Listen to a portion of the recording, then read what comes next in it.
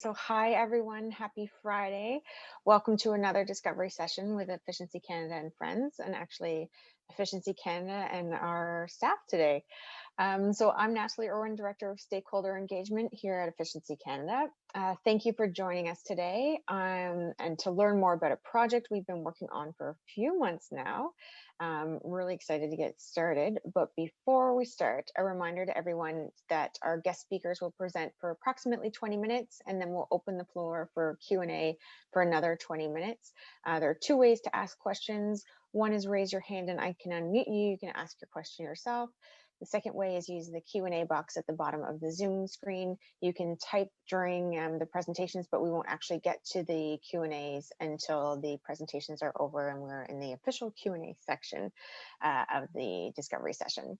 So we have a pretty hard stop at 12:45 p.m. Eastern time. This is, we like to keep things pretty short and sweet so that everyone can get back to reading their books, doing their work, eating lunch or breakfast or dinner, or depending where you are in Canada, maybe an afternoon snack too. So without further ado, I'd like to welcome my two colleagues here at Efficiency Canada, Kevin Lockhart, who's our Efficient Buildings Lead, and Kirstin, who's our Community Organizer, who will share a project that was released actually earlier this week, a Codes4Climate Toolkit. And I'm not going to steal their thunder, so I'm going to let them go on to details about this project. Welcome, Kevin and Kirstin. Awesome. Thank you, Natalie. Kevin, we'll flip to the first slide there.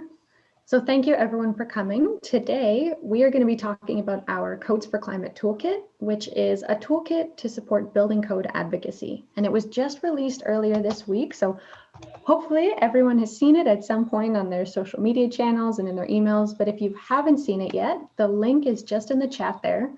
So as Natalie said, my name is Kirstin, and I'll let Kevin introduce himself. Thank you, and I'm Kevin Lockhart, and as Natalie mentioned, the Efficient Buildings Lead here at Efficiency Canada. Awesome, and I'm the Community Organizer. So we're going to be going through 4 topics today. First, we're going to introduce you to the Codes4Climate Toolkit.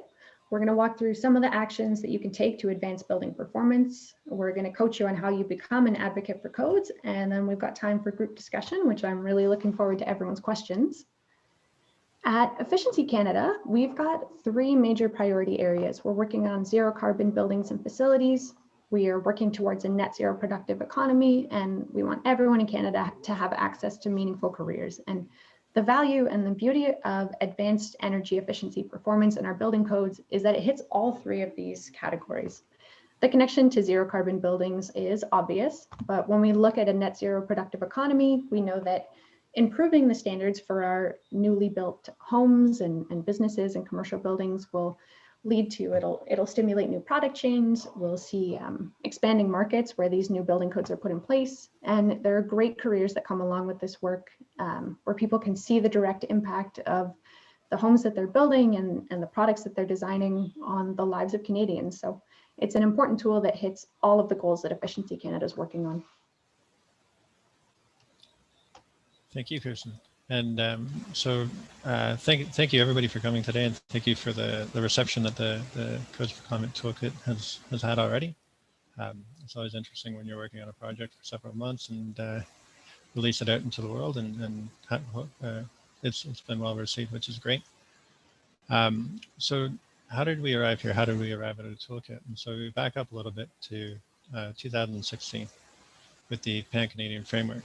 So the framework committed to the goal that provinces and territories adopt a net zero energy ready model building code by 2030. This is an important milestone. We recognize that to reach our climate commitments, we need to accelerate our efforts at increasing building energy performance, and we need to do it quickly. It recognized that each building energy codes for new buildings are one of the key tools that we can use to act swiftly to avoid locking in long-term inefficiencies in our buildings. And out of the PCF came the 2020 model codes, which are still proposed. They're expected at the end of the year.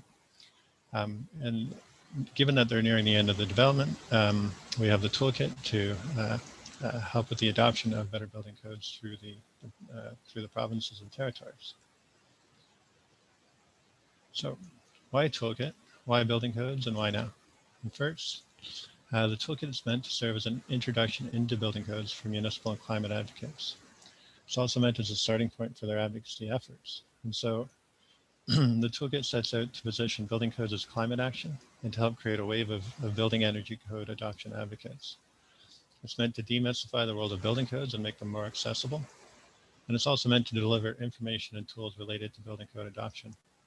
So advocates from climate, municipalities, and local organizations can all use the Codes for Climate toolkit to demonstrate the importance of advanced energy codes, primarily as a way to meet their community's social, environmental, and climate ambitions, as well as ways to find ways to organize with others in those efforts.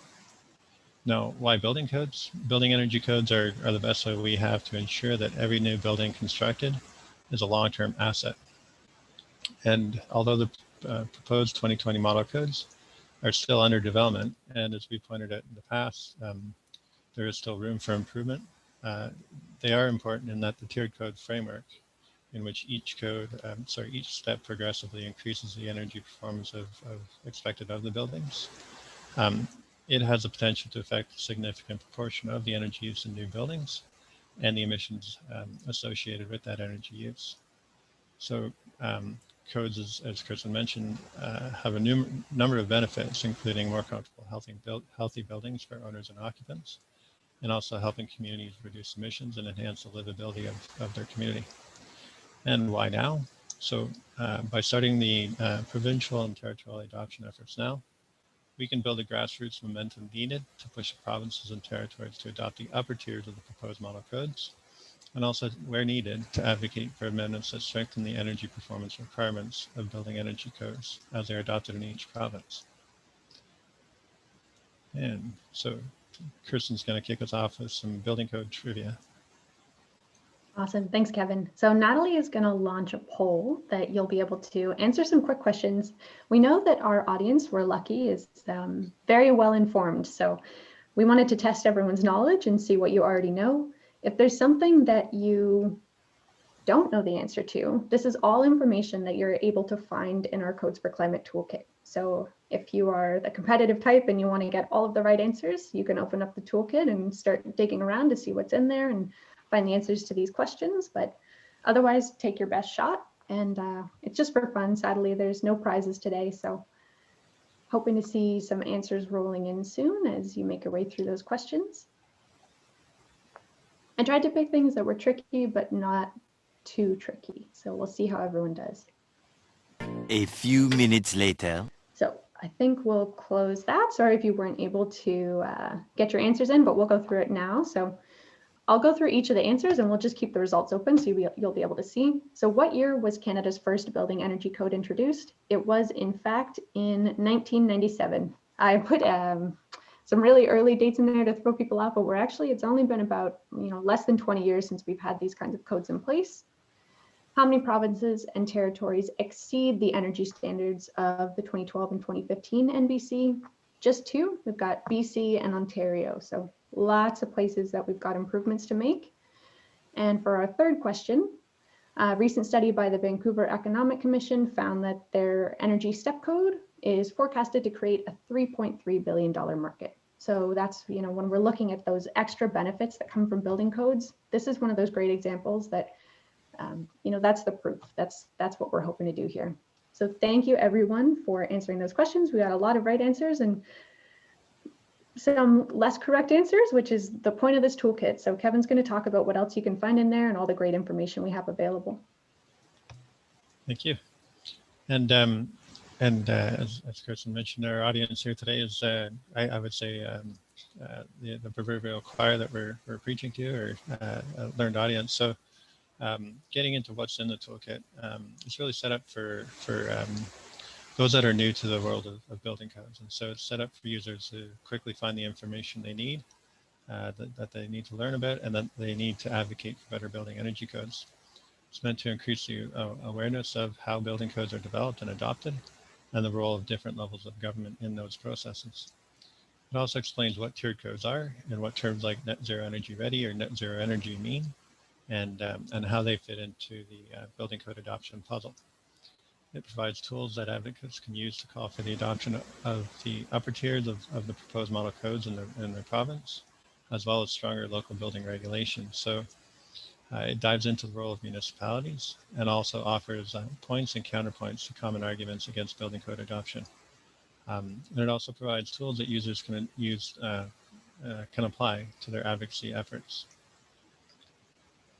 And so there are 4 key strategies, and I'd like to differentiate these from the policies within the code, but more the intent behind the toolkit. And so these 4 strategies are meant to increase not just adoption of the codes, but also building energy performance.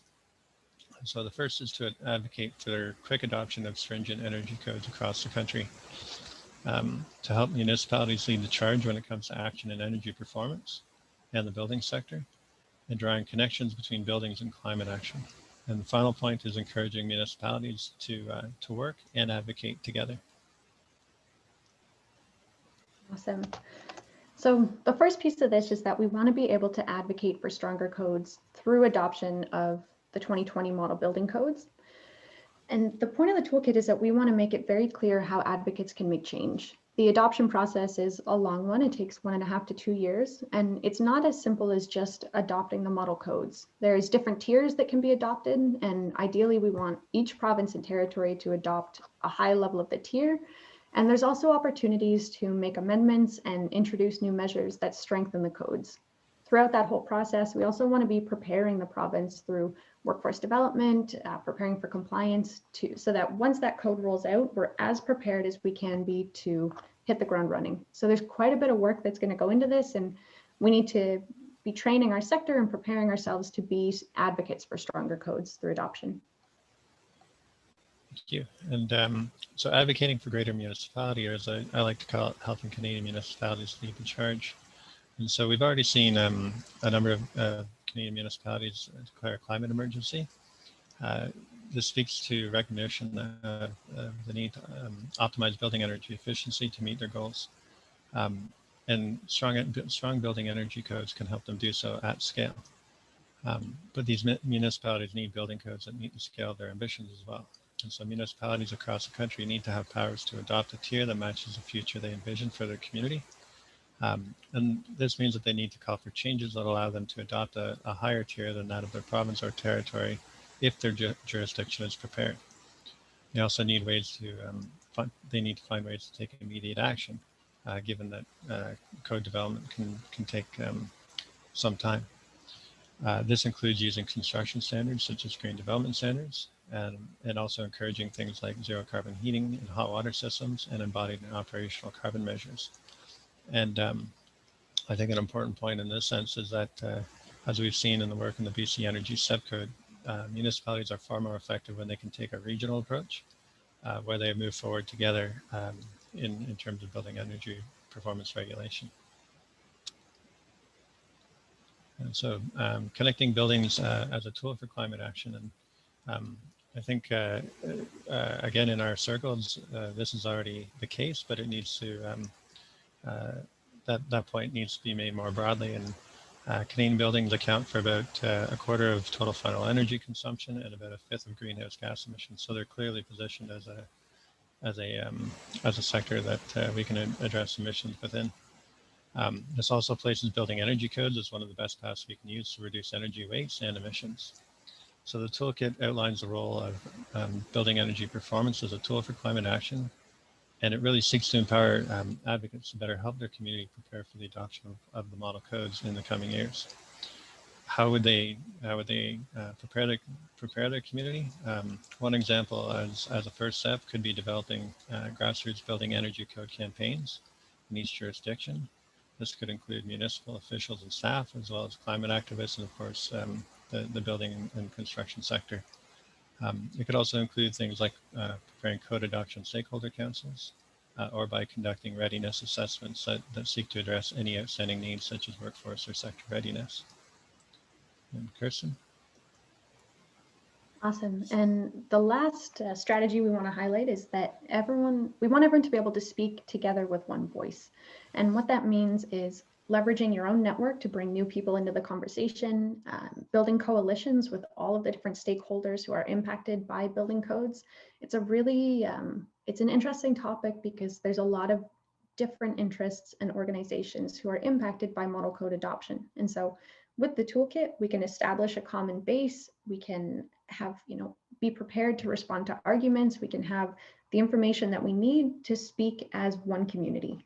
Part of that is linking codes with climate. As Kevin said, making that connection as clear as possible is going to be really important for getting adoption to happen across the country.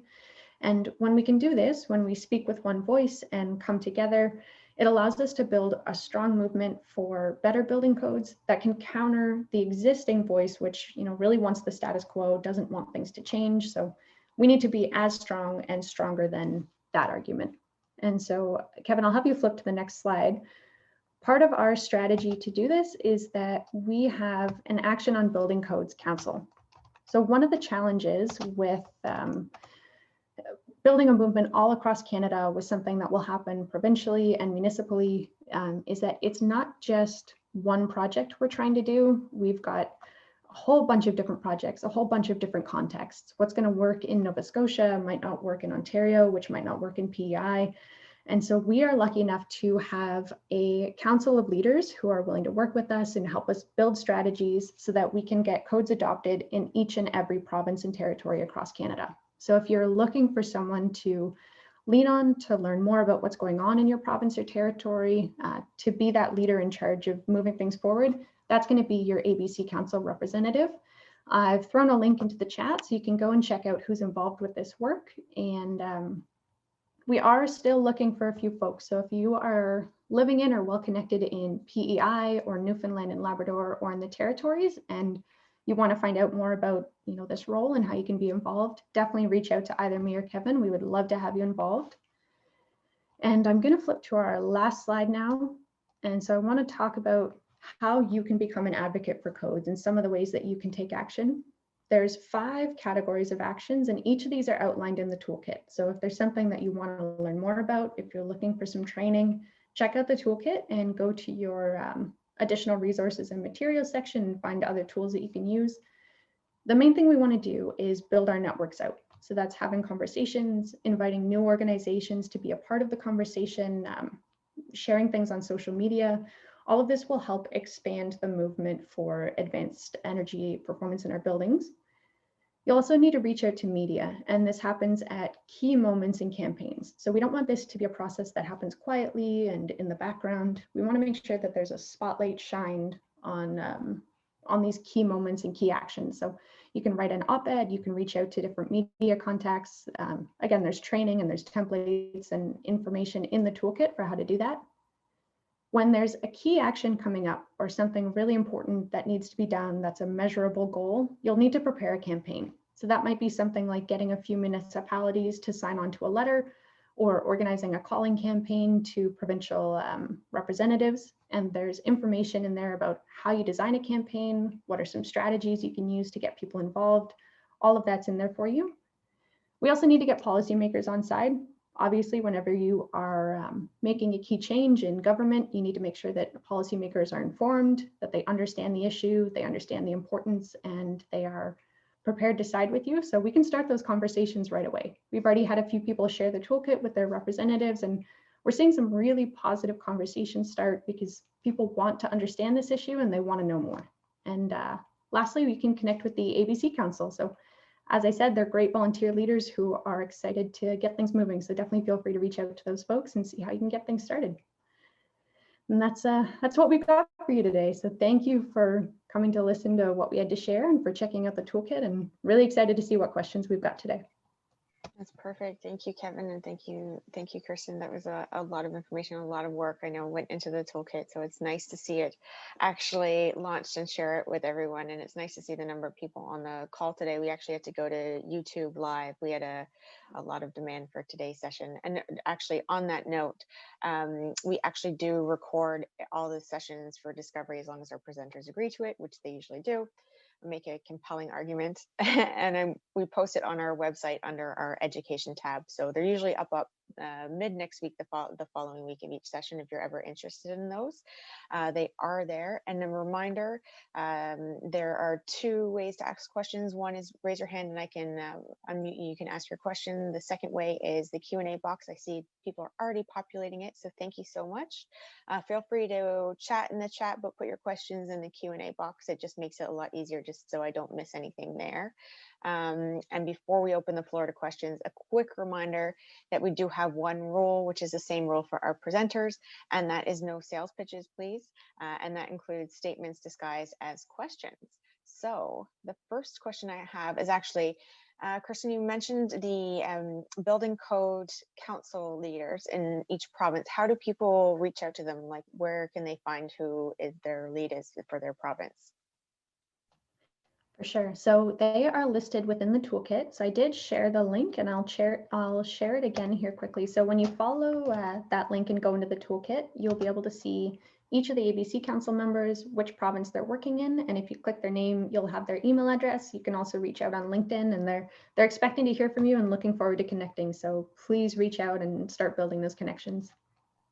Perfect. Thanks for that. And then actually a question from our YouTube is, I'm shy. Do I have to call my MP or reach out to media? Awesome. That's a great question. Everyone has different strengths and everyone's going to have a different role to play in this. And there's a lot to be said for the work that's done behind the scenes. So even just talking to your friends and family, reaching out within your own networks, talking to your colleagues, that's a great place to start. Sending an email if a phone call feels a bit intimidating, which I totally get. Emailing your city councilors, emailing different organizations. There's a lot of work that can be done to spread the reach and start those conversations without having to put yourself quite so far on the spotlight. So if there's a strategy that appeals to you, go with that, work to your strengths. I think one of the strategies that I really like that is in the toolkit is to have fun, to be social and get out there and just have a social event and meet people with a similar interests. And as our colleague Brendan Haley always mentions, advocacy should first and foremost be fun. And so I think that's a good start. I like that. And also you always have a topic of conversation that you're both interested in. So there's something to talk about from the beginning for sure. Another question is, would this toolkit apply for advancing a more advanced building code in First Nations communities? Awesome. Yeah, that's a great question. So one thing I will say is that it is a little bit complicated. So different communities follow provincial standards, some follow federal standards, and that conversation will vary, from community to community. And the toolkit definitely can help inform communities about, what are these new building codes? Is this something that's going to be positive for our community? And how can we work on adoption? And so we're definitely starting to have those conversations. And I think it definitely can be useful in sharing that information and starting to build those strategies out. So short answer, yes. Long answer, it definitely, there's a lot of context to consider, and it does vary from community to community, but definitely happy to have that information be useful to as many people as possible. Perfect, thank you. And on a related note, I see a question here from BC is, for jurisdictions in BC that have already gone through a long process and have adopted the conservative path to BC's STEP code, what do you recommend to advocates for a more aggressive adoption? Faster or more stringent? Yeah, that's a great question. I think in BC, I mean, it's tough because you are somewhat ahead, but there are actions that you can take really in building out your network. I think that's probably the most effective way, and demonstrating to your jurisdiction, whether it be your municipality or the province, that there's demand for more stringent energy codes. And also, if possible, to expand on things like the Vancouver Economic Commission's study, to bring that across the province and demonstrate the benefits in terms of how it can advance the economy as well. Perfect. And there's actually a question, is the toolkit available for use presently? So the answer is yes, definitely. It launched actually on Wednesday of this week. So it is up on our website, and Kevin or Kirstin, if one of you could add a link to the chat box, and then people can click on it in there as well. And I'm just going to get to the next question from Dave here is, we are developing a green standard and incentive program for new buildings aligned with NBC or NECB 2020 performance tiers as published in Efficiency Canada's best practices report released last year. Thanks for that, Dave. Once the national codes are publicly released, is it expected that provinces will modify them for compliance within their jurisdiction or fully be adopted as is? So another great question. So there is, I won't try to unpack the acronym RCT, the Regulatory Conciliatory Roundtable, in which all provinces are expected to harmonize regulation, construction codes being one of them. And I think the goal there is with as few amendments as possible. Now, you know, that slightly contradicts what we were calling for earlier, or in the toolkit. Where we're asking for provinces to do things like reintroduce mandatory air tightness testing, which we've been quite vocal about as an important measure. And so again, I think that's the important reason behind the toolkit, and the why now is that municipalities in particular, but also advocates can work together to have those amendments made in their unique jurisdiction or province and where they see fit. Perfect. Question here from Amy is, I'm from a small Albertan municipality. My impression of the national model code is that it will be like the BC step code, in that once adopted by the provinces, municipalities will be able to choose what tier they require or desire. Is that the expectation, or will the province decide the tier and we can't require any higher locally? A loaded question for you, Kevin.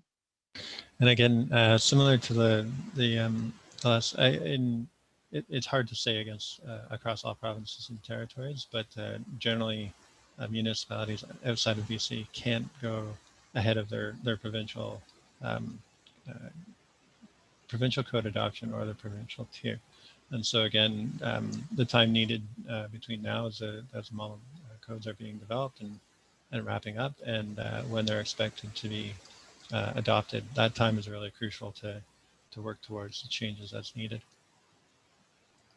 And I'll add that if anyone is working for a municipality or has connections at a municipality, we think municipalities are going to really lead the charge on this and be a strong voice from below to both, you know, maybe advocate for their own standards or to be, you know, pushing their province to take stronger action. So we're really excited to be working with municipalities and to be able to connect. So definitely reach out, check out the toolkit. There's a lot of resources on how municipalities are going to be really strong actors in this process. So you've got power, and it's going to be exciting to see how we use it. Awesome. Thank you for adding that, Kirstin. I have a question here from Jillian, or Jill is, thanks, Kevin and Kirstin. This is an amazing resource. We love to see it. Will Codes4Climate include any anticipated code changes as part of the toolkit/strategy? Yeah, and I think I keep forgetting to mention it, so thank you for the reminder. The Codes4Climate is definitely a living document, and so as things change in the national and provincial landscapes, and then we will be updating it. I hesitate to say regularly because it will be, again, as things do change, but it's certainly intended to be an ongoing resource for code advocates. Yeah, that's good to know. I know you guys did mention that it's not a a 1 week or 1 day process. It's several months, if not a year, or hopefully not years process. We'll see. Depends how aggressive we are. but there's a question here actually from Dwayne. So it's a bit of a long one, but I think it's a really important one to get to. So bear with me here. As a building envelope contractor, I'm seeing a steady increase in poor workmanship, inspections, and designs that are slipping through the cracks. I'm very nervous as our industry grows over the next few years with the increase in the contractors, suppliers, etc., that want to take advantage of the investment our government wants to make in our industry.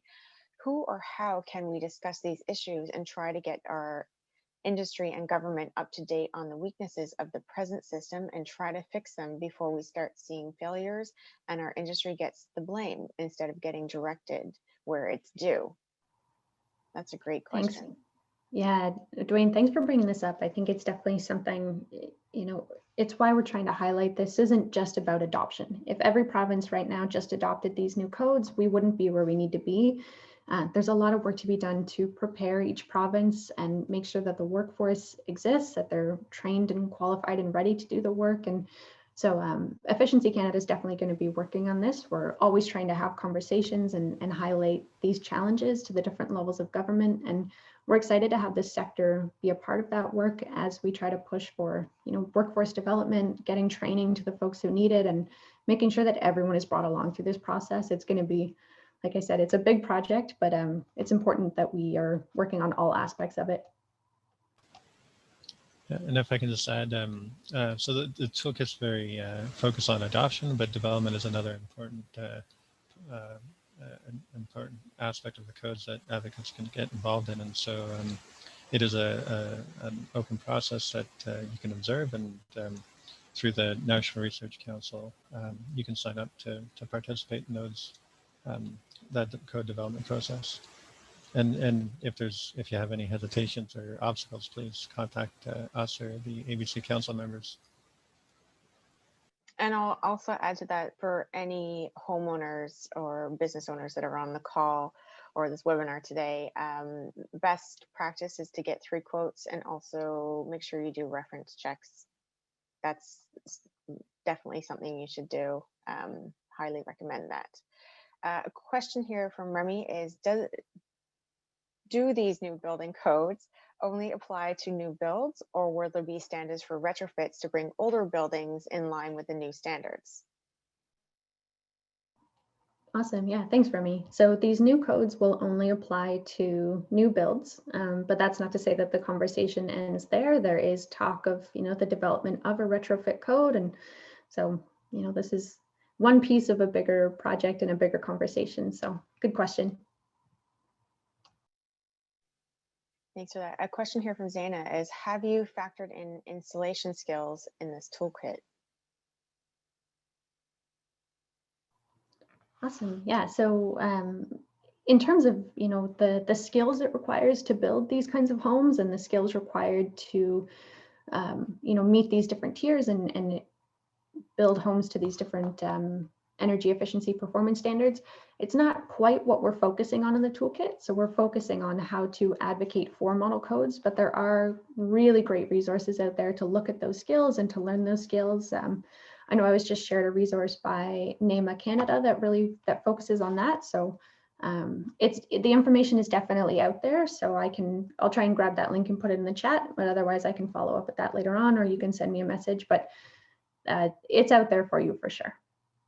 Perfect. And if there's anyone on the call, which I know there is, from NEMA, if you want to add the link to in the chat as well, feel free to do. That's what the chat's for. A question here from Terry is, further to Dwayne's comments, in Metro Vancouver, we see jurisdictions already going to step 5. Are there concerns with moving too fast into new technologies, as well as creating supply chain challenges after higher performing products? Thanks, Terry. I think in terms of the first question, moving too fast with new technologies, in terms of the building code acting as a regulatory backstop, or as moving things forward too quickly, it's the intent is to be the code is developed by a community of experts, and in that, I think they have a good from the sector, and I think they have a good sense of what can be done in terms of quickly or too quickly.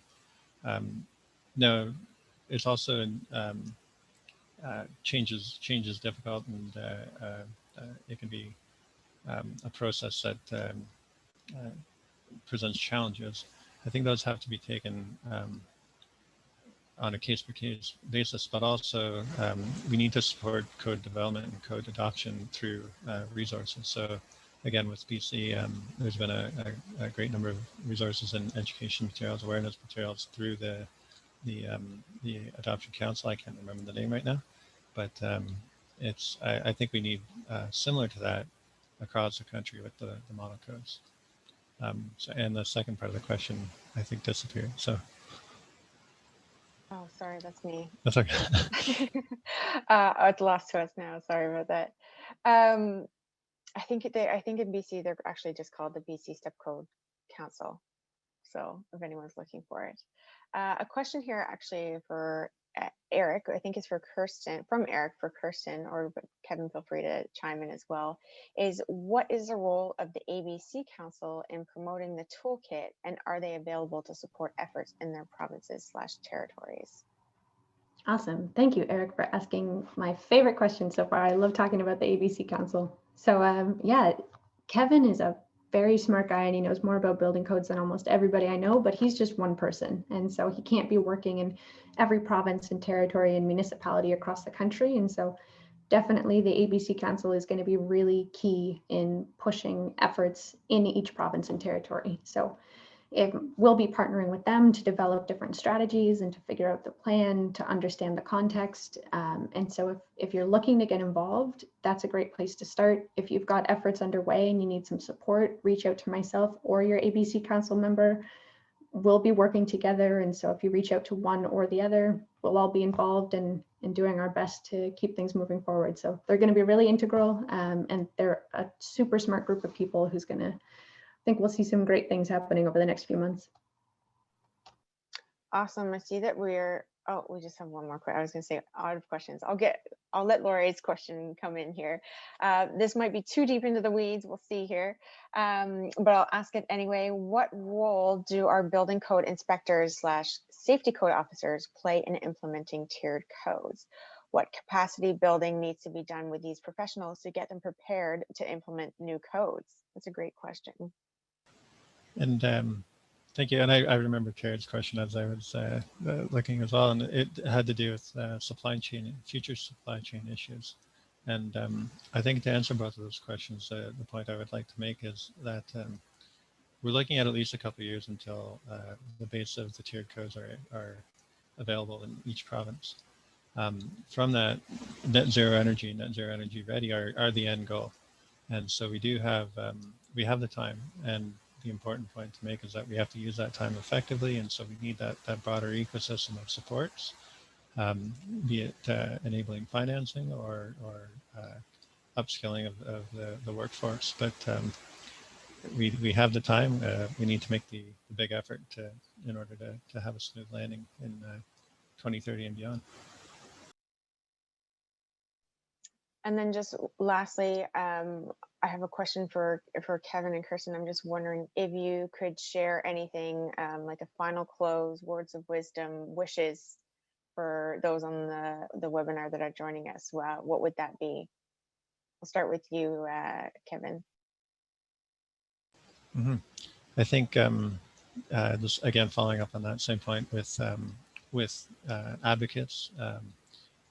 Broaden the net, bring in as many people as possible into building code advocacy, and let's use them for climate action as a really effective tool. And then Awesome. over to you, Kirstin. Thanks, Natalie. Yeah, I think my words of wisdom or words of motivation for the day is just that I feel really optimistic about the work that we can get done. I feel really hopeful that this is something that our community can come together and achieve. We're seeing great conversations happening already, and there's a lot of potential here to make really concrete change that helps our communities and meets our climate goals. And so I'm excited to see everyone here today, and let's get to work. I really think we can get it done. So I'm excited to see everyone get involved. Awesome. Thank you. That was a lovely note to end on. So thank you, Kevin, and thank you, Kirstin, for coming and joining me today on our discovery session. When we're not presenting, if you're interested in presenting, our presenters actually each week are either other charity or not-for-profit organizations along with our allies. So if you're curious about joining Efficiency Canada as an ally, you can find out more about the information on becoming an ally on our website, or feel free to reach out to myself directly.